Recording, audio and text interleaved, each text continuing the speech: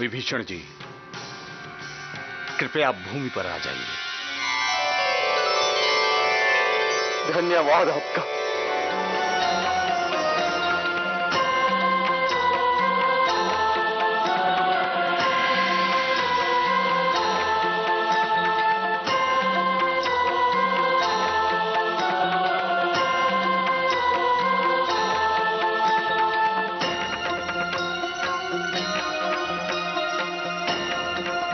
आइए विभीषण जी।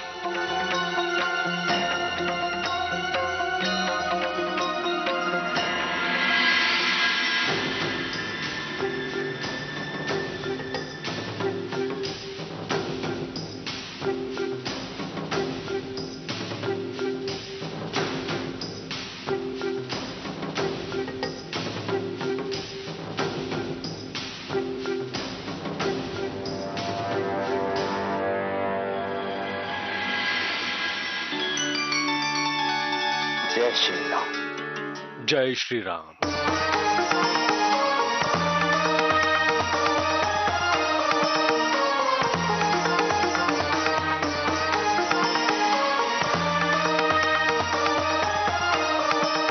प्रणाम प्रभु। प्रणाम प्रभु। प्रभु श्री राम आप ही की प्रतीक्षा कर रहे हैं। धन्यवाद। पधारिए।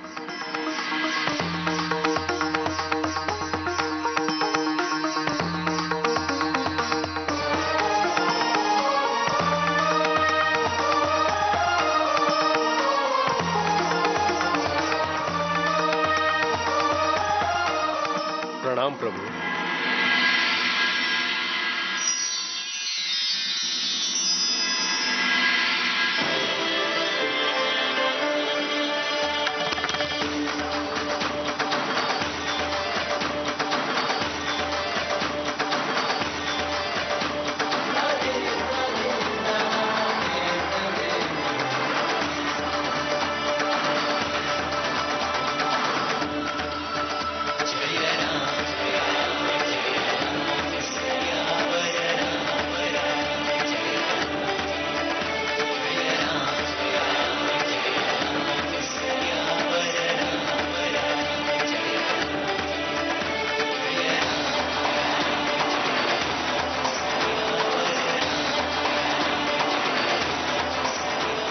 हे रघुनाथ, शरणागत को अभय दान देने की कीर्ति सुनकर मैं आपके चरणों में आया हूं। प्रभु, जब मातृभूमि से किसी को बहिष्कृत किया जाता है तो ऐसे लगता है मानो विश्व के सभी द्वार बंद हो गए।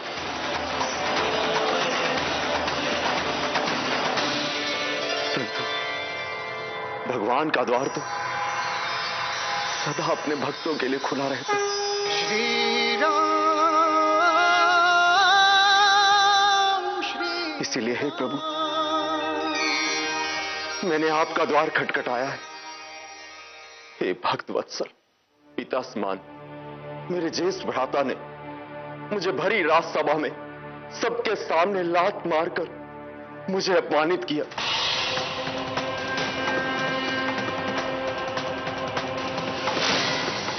इसलिए अब मैं जगत पिता के पास आया हूं। मैंने अनेक बार लंकेश को कहा कि जानकी माता को प्रभु श्री राम के पास आदर सहित पहुंचा दिया जाए, परंतु अहंकारी रावण ने ना तो मेरी बात को महत्व दिया और ना ही कभी पूछे। उसने मेरे मुकुट को भी ठोकर मारकर गिरा दिया। प्रभु,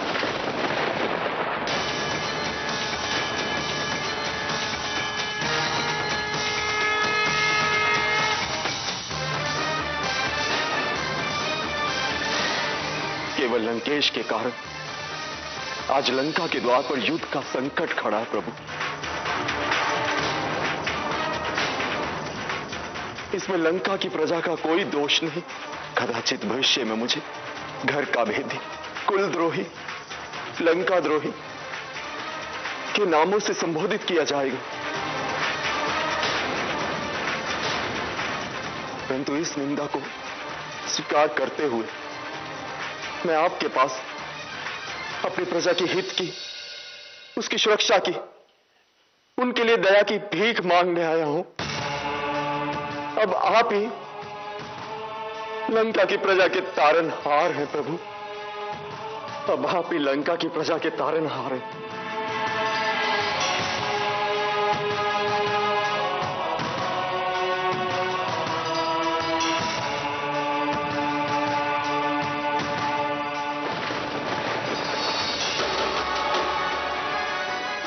उठिए लंकेश। लंकेश? अपनी प्रजा की चिंता केवल एक राजा ही कर सकता है। मित्र, मैं तुम्हें वचन देता हूं कि लंका की प्रजा पर कोई आंच नहीं आएगी। हमारा लंका की प्रजा से कोई वैर नहीं है। यदि युद्ध हुआ तो लंका की प्रजा को कोई क्षति नहीं पहुंचेगी। हम उसी पर वार करेंगे जो हम पर वार करेगा। हम उसी से युद्ध करेंगे जो हमसे युद्ध करेगा। मित्र,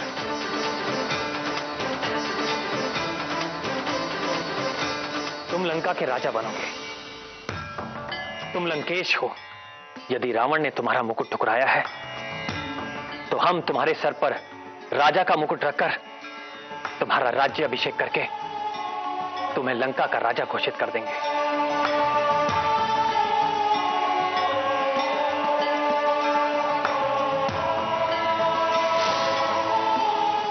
मित्र, हमारा वचन कभी मिथ्या नहीं होता।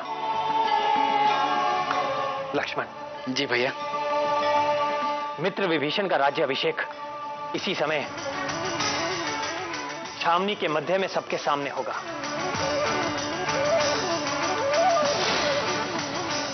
महाराज सुग्रीव के साथ मिलकर उसकी व्यवस्था करो। जो आ गया भैया। हम अपने मित्र का राज्य अभिषेक समुद्र के पानी से करेंगे, क्योंकि सारी नदियां समुद्र में विलीन होती हैं और समुद्र को तीर्थों का तीर्थ माना जाता है।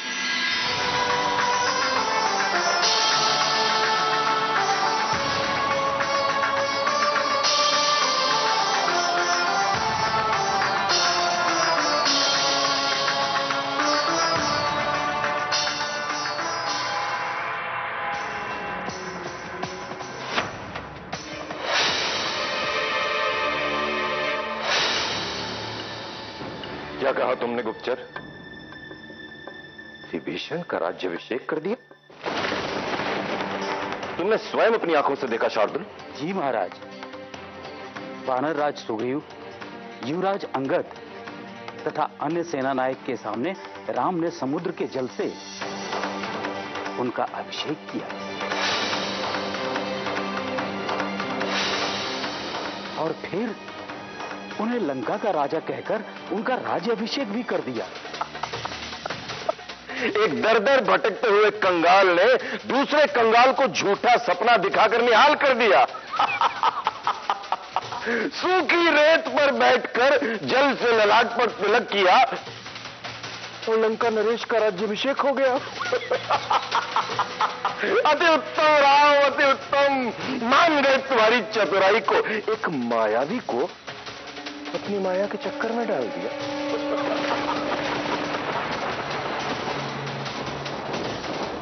ऐसे ही हमें तो लगता है सुग्रीव को भी भ्रमित किया था। हमें तो उस वानर राज सुग्रीव पर हंसी आती है।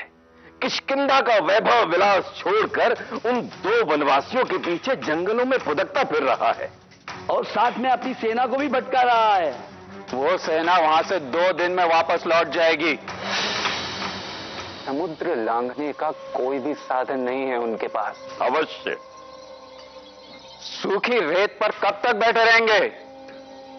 रेत और बालू के अतिरिक्त वहां खाने को भी कुछ नहीं मिलेगा। भूख और प्यास से व्याकुल होकर सेना जल्द ही ऊब कर वहां से वापस लौट जाएगी। क्षमा करें महाराज। उनकी सेना में निराशा के कोई चिन्ह नहीं दिखाई दे रहे थे और वो सब बड़े उत्साहित थे। उनकी सेना इतनी विशाल है कि वो एक सागर की भांति दिखाई देती है।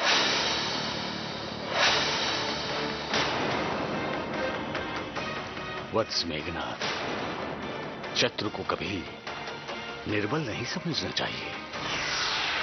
शत्रु चाहे छोटा हो तो भी उसका उपहास नहीं करना चाहिए। शत्रु से सदैव सतर्क रहना चाहिए। आप कहना क्या चाहते हैं नाना जी? कि श्री राम का लंका की ओर कूच कोई उपहास की बात नहीं, बड़ी गंभीरता से उसका विचार करना चाहिए। जिस प्रकार राम ने आज विभीषण का राज तिलक किया है, उसी प्रकार एक दिन उन्होंने सुग्रीव का राज तिलक किया था। वो व्यर्थ नहीं गया। उन्होंने अंत में सुग्रीव को किष्किंधा का राजा बना ही डाला। इससे उनके वचन की महत्ता बढ़ गई है। आपने ठीक ही कहा है राजन, राम बड़ा ही चतुर है। उसने विभीषण का राज तिलक करके लंका में दरार डालने की एक युक्ति की है। लंका में जो लोग आपसे सहमत ना होंगे, वो आज विभीषण के अनुयायी होने के बाद सोचेंगे। राम ने उनके मन में एक आशा उत्पन्न कर दी है। जैसे सुग्रीव को राजा बनाया गया, उसी प्रकार एक दिन विभीषण को भी वो लंका का राजा बना देगा।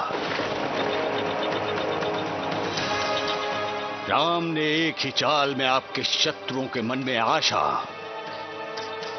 और आपके अनुयायियों के मन में आशंका का बीज डाल दिया है। आप इस बात पर गंभीरता से विचार कीजिए राजन।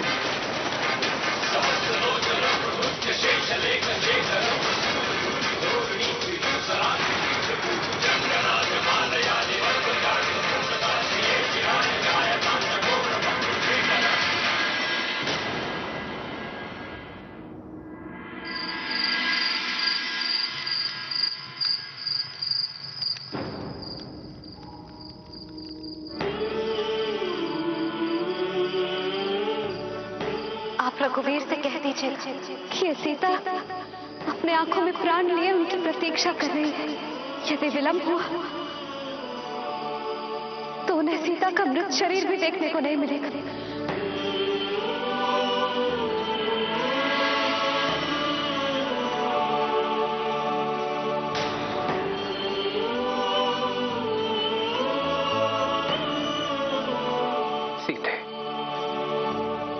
मैं शीघ्र अतिशीघ्र तुम्हारे पास आना चाहता हूं, परंतु हम दोनों के बीच 400 कोस का समुद्र फैला है। तुम समुद्र के उस पार हो और तुम्हारा ये राम समुद्र के इस पार विवश खड़ा है। सीते,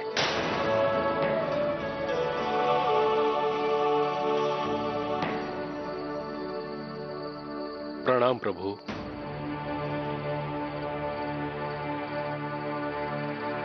आओ हनुमान। प्रभु, महाराज सुग्रीव आपसे मिलने के लिए आए हैं। वे बाहर आपकी प्रतीक्षा।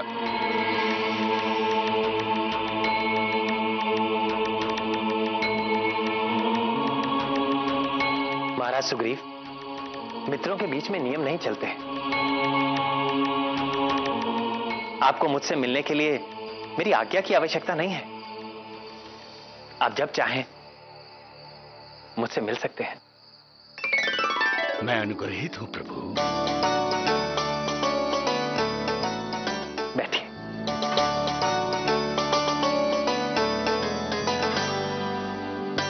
मैं ईश्वर का आभारी हूं जो मुझे आप जैसा मित्र मिला।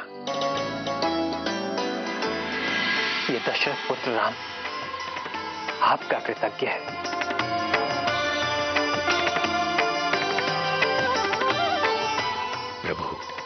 मित्र, केवल आप ही के कारण मुझे अपनी प्रिय सीता का पता चला है। और आप ही के कारण आज हम समुद्र किनारे लंका के इस पार पहुंचे हैं। प्रभु, इसका पूरा श्रेय हनुमान को जाता है।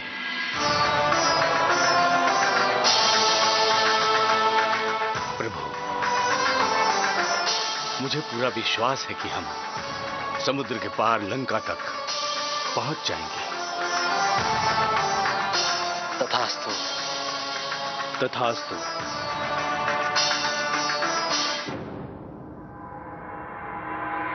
यदि आप जो कह रहे हैं वो सत्य है, तो फिर आप ही बताइए कि ऐसे में हमें क्या करना चाहिए। पिताश्री, मेरे विचार से तो हमें आज ही अपने शत्रु पर आक्रमण कर देना चाहिए।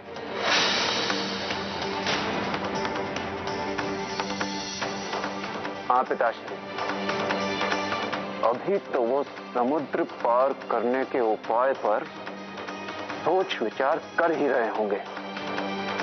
युद्ध इतनी जल्दी स्तर पर आ जाएगा, इसका तो आभास ही नहीं होगा उन्हें। हमारे पास जितने राक्षस आकाश में उड़ने की विद्याएं जानते हैं, उन वानरों का विध्वंस करने के लिए उतने ही पर्याप्त होंगे। हाँ पिताश्री, इससे पहले कि शत्रु आगे बढ़े, उसे उसी के घर में कुचल देना ही पर्याप्त होगा। नहीं इंद्रजीत, हमें लगता है हमें सैनिक शक्ति नहीं, कूटनीति का प्रयोग करना चाहिए।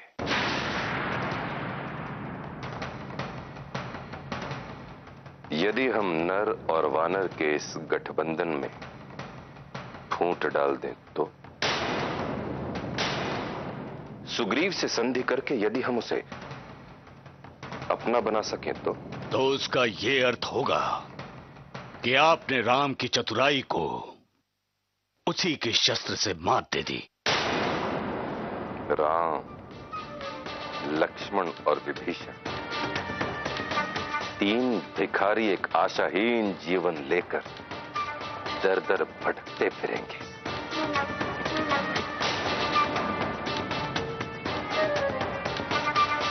शुक। जी महाराज। तुम हमारे गुप्तचर विभाग के प्रधान हो और हमारे सबसे चतुर मंत्री भी।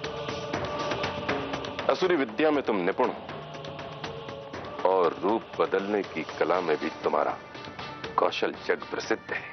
ये कार्य हम तुम्हें सौंपते हैं। तुम जाओ, सुग्रीव को देखो, जांचो, परखो उसके मन में दुर्बलता कहां है। स्त्री, धन, यश, वैभव, कीर्ति, राज्य, वानर के मन में जिस स्थान पर भी दुर्बलता हो, उस स्थान का भेदन करके तुम्हें उसे अपने साथ मिलाने का कार्य तुम्हें बहुत चपलता से करना। जो आज्ञा महाराज।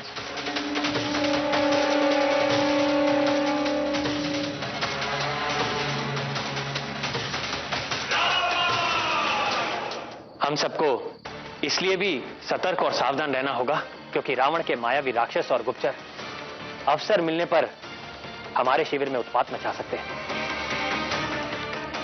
प्रभु, सेना को सब कुछ समझा दिया गया है। अभी भी सैनिकों के हृदय में रावण के प्रति घृणा और संताप के साथ साथ क्रोध भी है। सेना सतर्क है प्रभु। रावण की कोई भी चाल हमारे शिविर में सफल नहीं होगी। प्रभु, हमारी सेना का मनोबल ऊंचा है और रावण की सेना और उनके सेनानियों का लंका को ध्वस्त होने पर और मेरे द्वारा रावण के पुत्र अक्षय कुमार का वध होने के कारण उनका मनोबल टूट चुका है। हम ये भी कह सकते हैं कि युद्ध के पहले भाग की सफलता हमारे पक्ष में है। प्रभु, युद्ध के अंतिम भाग की सफलता भी हमारी होगी।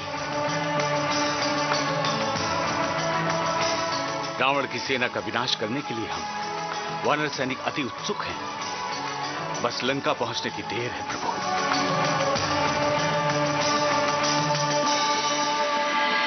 आप आप सबका उत्साह देखकर मुझे परम संतोष है महाराज सुग्रीव। परंतु जब तक हम समुद्र पार करके लंका की धरती पर कदम नहीं रखते थे, ये उत्साह निरर्थक है। इस समय लंका का पक्ष हमसे भारी है, क्योंकि हम लंका नहीं जा सकते, परंतु लंका के मायावी राक्षस समुद्र पार करके यहां आ सकते हैं।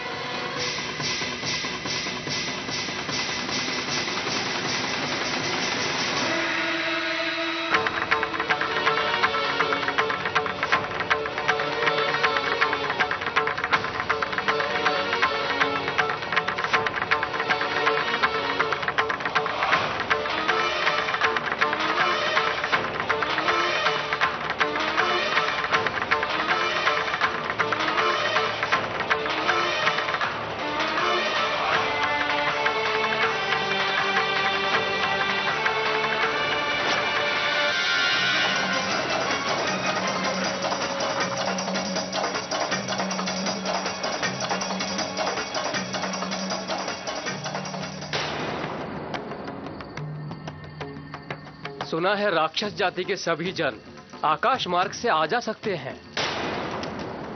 ये मायावी लोग हैं। ये कई प्रकार की असुरी विद्याएं जानते हैं, जैसे हवा में उड़ना, इच्छानुसार अपना रूप बदल लेना। ऐसी मायावी शक्ति से हम किस तरीके से युद्ध कर पाएंगे? कैसे करेंगे बताइए। हम युद्ध करेंगे, हम युद्ध अवश्य करेंगे, क्योंकि हम सत्य की ओर हैं। और तुम लोगों को ज्ञात नहीं कि प्रभु श्री राम ने क्या कहा था?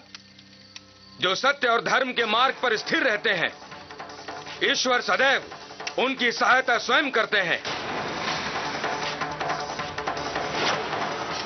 ये मत भूलो, सत्य में सबसे बड़ी शक्ति होती है, और वो शक्ति हमारी ओर है।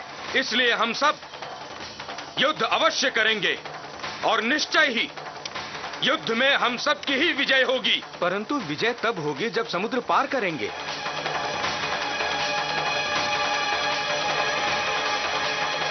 कहते हैं एक समय में अगस्त्य मुनि ने समुद्र को अपनी अंजलि में भरकर पी लिया था। यदि कोई और बात ना बनी तो श्री राम अगस्त्य मुनि को ही बुलाएंगे। सुना है पहले भी अगस्त्य मुनि ने श्री राम को ये दिव्य अस्त्र दिए हैं।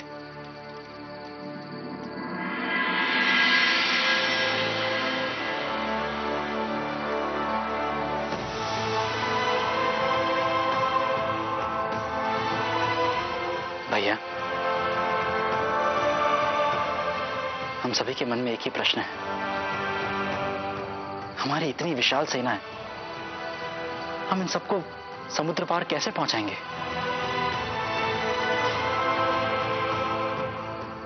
परंतु भैया, हम सभी को पूर्ण विश्वास है कि आपकी शक्ति के समक्ष कोई भी नहीं टिक सकता। भैया, आप समुद्र को सुखा सकते हैं।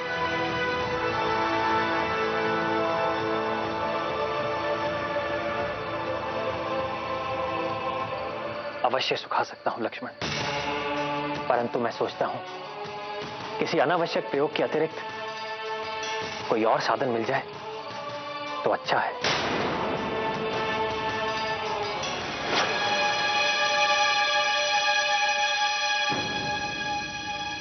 प्रभु, मेरे मन में एक विचार आया है।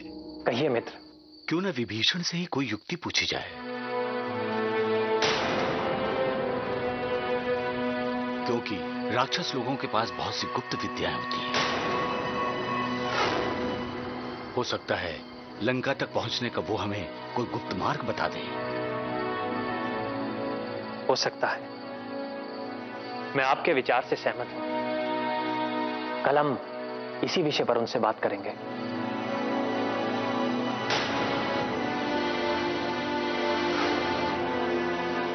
अब आप जाकर विश्राम कीजिए महाराज सुग्रीव। जी प्रभु।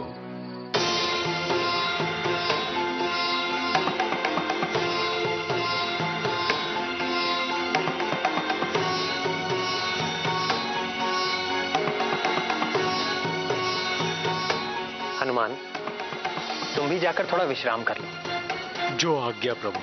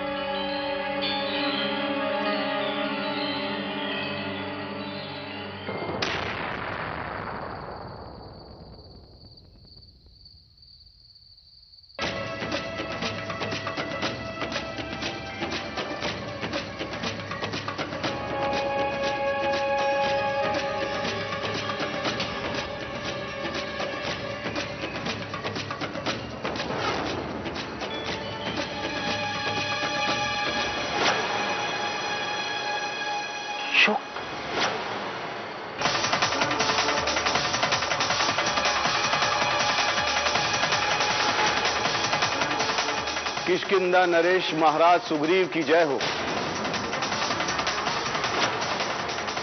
कौन हो तुम? मेरा नाम शुक है। मुझे लंकेश्वर महाराज रावण ने एक विशेष संदेश देकर भेजा है। अपने वास्तविक रूप में आओ।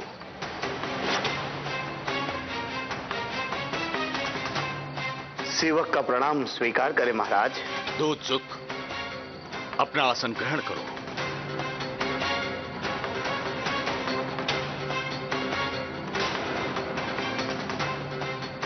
धन्यवाद।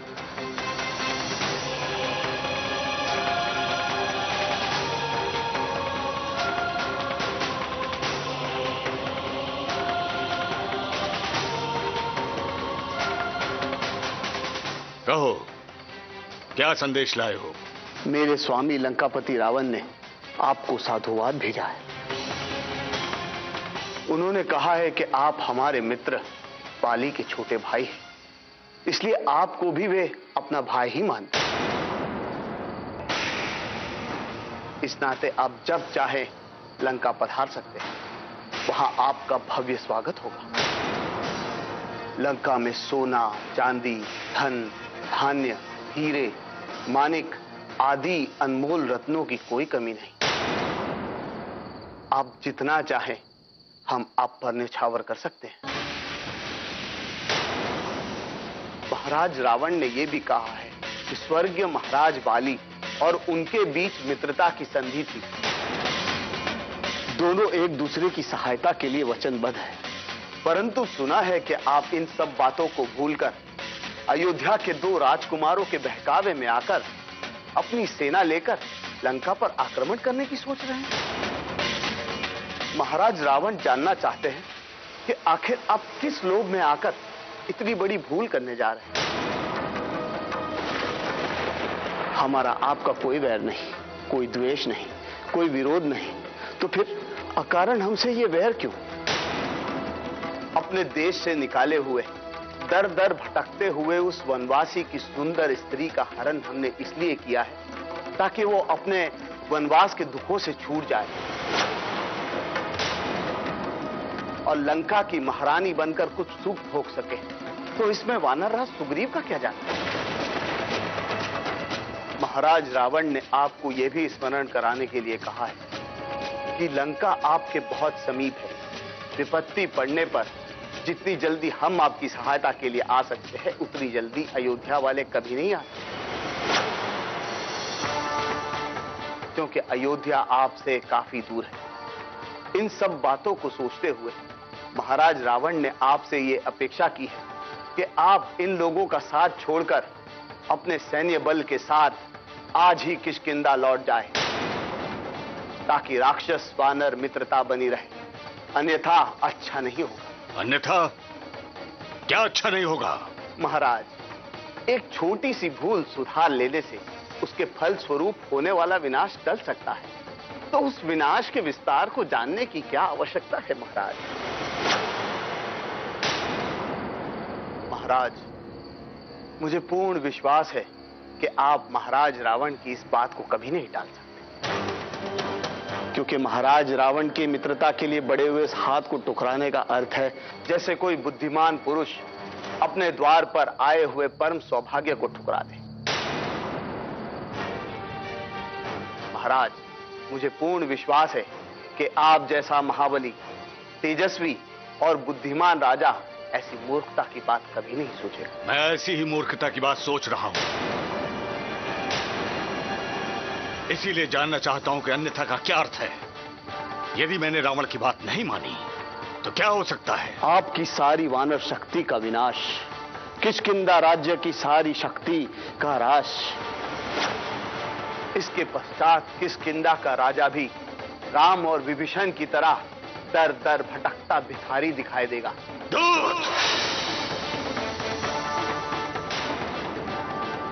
क्षमा कीजिए महाराज, आप ही ने विस्तार जानना चाहा। हे सूर्यपुत्र महाराज सुग्रीव, आप अपने और अपने इस महान कुल के हित के बारे में सोचिए। अपने ऐश्वर्य और समृद्धि को बचाने के उपाय सोचिए। अपने साम्राज्य की उन्नति का उपाय सोचिए, और उसका केवल एक ही उपाय है, महाराज रावण की मित्रता का आदर करना, जिसका अर्थ है संसार के समस्त सुखों का स्वामी हो जाना। आप उन सुखों को भोगते भोगते थक जाएंगे, किंतु वो सुख कभी समाप्त नहीं होंगे महाराज। नहीं शुक, प्राणी भी नाशवान है और भोग भी नाशवान है, और कोई भौतिक सुख ऐसा नहीं है जो निरंतर हो, जिसका नाश ना हो। इसीलिए जब व्यक्ति सुखों के मोह में अपने कर्तव्यों से विमुख हो जाए तो उससे बड़ा मूर्ख कौन होगा। और तुम्हारा लंकापति मुझे प्रलोभन दे रहा है, जिसने मुझ पर उपकार किया उसके साथ द्रोह करूं? जो मेरा मित्र है उसकी पीठ पर कतार भोग दूं? नहीं। और जो बात सत्य और धर्म से युक्त है, रावण ने एक ऐसी निर्दोष स्त्री का हरण करके ऐसा पाप किया है जिसके लिए उसे मृत्यु दंड देना आवश्यक है। मैं रावण की शक्ति के भय से और समस्त सांसारिक प्रलोभन के कारण मैं एक महापापी का समर्थन करूं और रावण का साथ दूं? ऐसा करूं तो क्या कभी मेरी आत्मा मुझे क्षमा करेगी?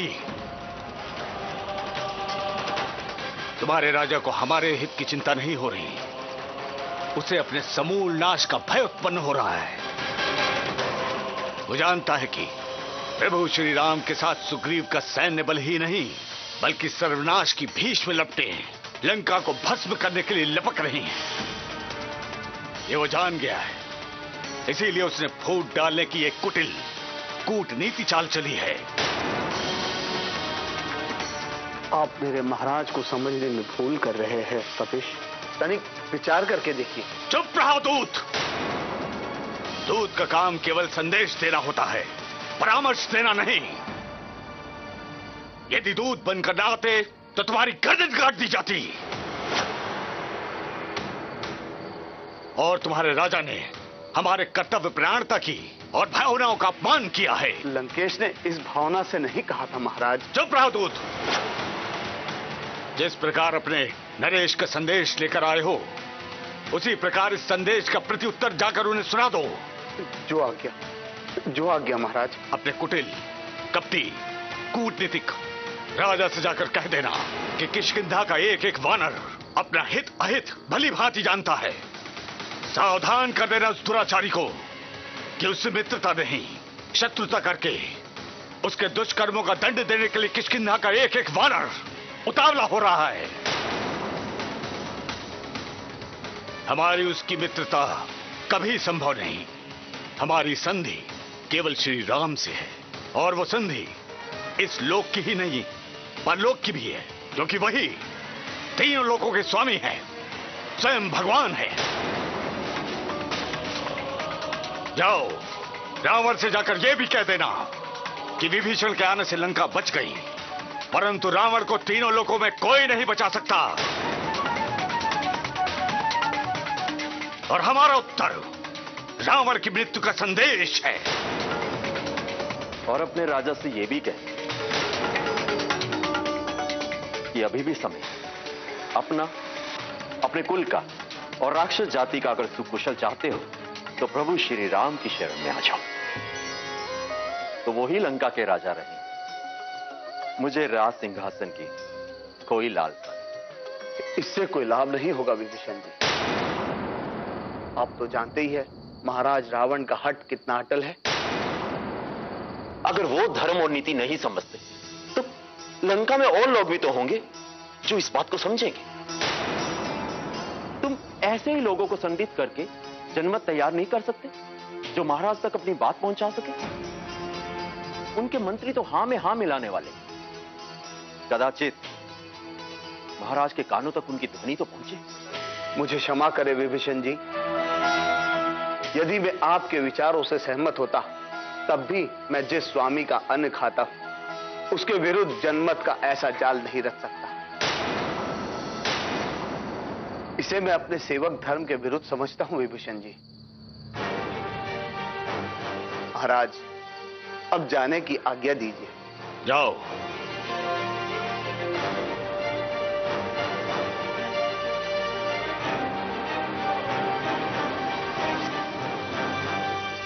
महाराज सुहेल, आज से मैं आपका भक्त बन गया। जी हां महाराज, मैंने आपकी सारी बातें सुनी। मुझे अब पता चला है कि भगवान श्री राम आपको अपना मित्र क्यों कहते हैं।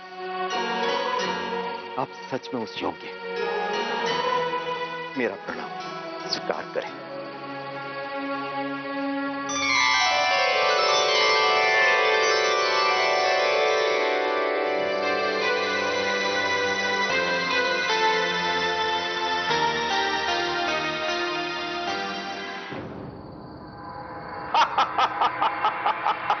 सुग्रीव ने हमारी मृत्यु का संदेश भेजा है। चींटी के भी पर निकल आए हैं।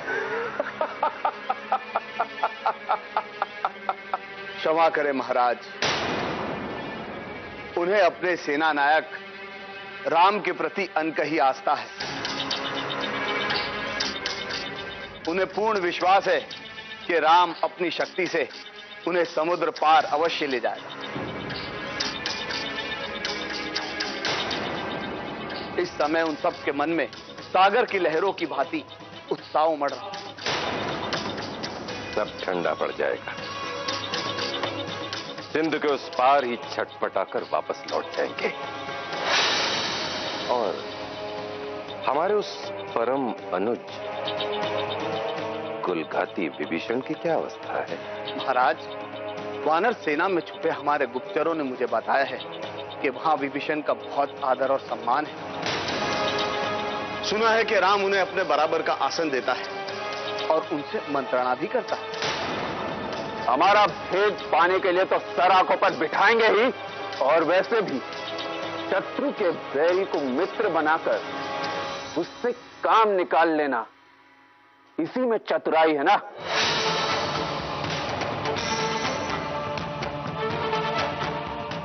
आप और बताइए, क्या उछल कूद हो रही है उस वानर दल में?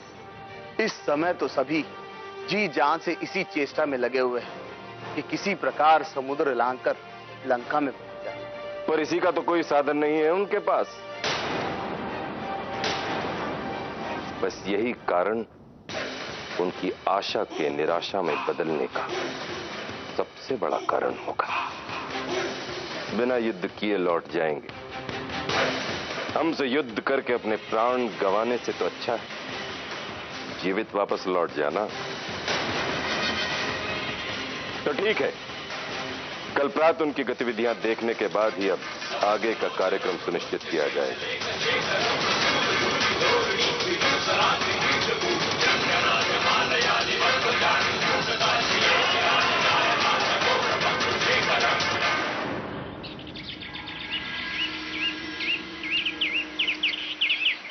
आपने लंका की सेना और रावण की शक्ति का विस्तार पूर्वक वर्णन किया है।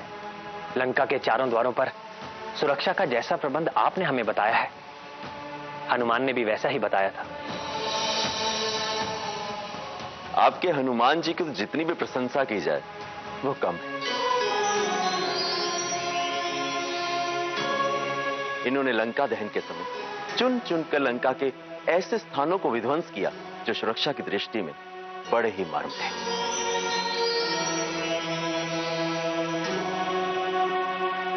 आप जब लंका पहुंचेंगे तो मैं स्वयं ही आपको रावण की सारी दुर्गबंदी के ऐसे गुप्त स्थान बताऊंगा जहां से उसका भेदन हो सके।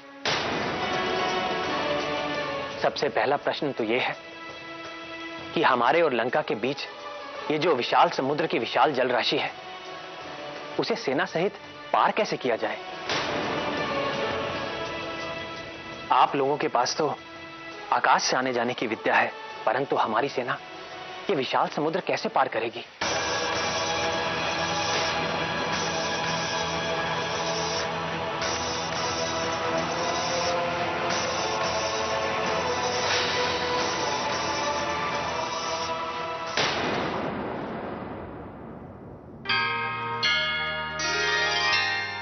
रामायण के आज के एपिसोड में आप सबने देखा किस प्रकार से रावण ने सुग्रीव को अपने साथ मिलाने के लिए सुग्रीव को कितने प्रकार के लालच दिए, परंतु सुग्रीव टस से मस नहीं हुए। साथ ही में आप सबने देखा कि रावण किस प्रकार से भगवान श्री राम की शक्ति को पहचान नहीं पा रहा है। इससे हमें यही सीखने को मिलता है कि जिंदगी के हर मोड़ पर हम सबके सामने कई प्रकार के प्रलोभन आएंगे, परंतु सदैव हम सबको सद्मार्ग को ही चुनना चाहिए, तभी जिंदगी सफल और सुखद बनेगी।